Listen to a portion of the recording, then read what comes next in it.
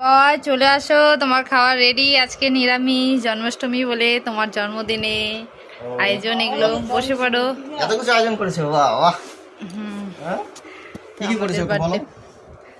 তো প্রথমে স্যালাড আছে, এখানে আছে গাজর, টমেটো, শসা, লেবু, লঙ্কা, তারপরে চাল কুমড়ো দিয়ে মুগ ডাল, এটা হচ্ছে কি পটল পোস্ত, সর্ষে পোস্ত দিছি। এটা হচ্ছে চাল কুমড়ো দিয়ে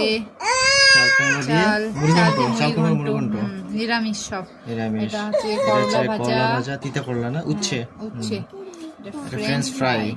এটা এখানে কি আছে, মিষ্টি দই। এখানে মিষ্টি দই আছে শেষ পাতে। তো শুরু করো। এখানে জল। থ্যাংক ইউ এত কিছু করার জন্য, জন্মদিনটাকে আরো মজাদার করার জন্য।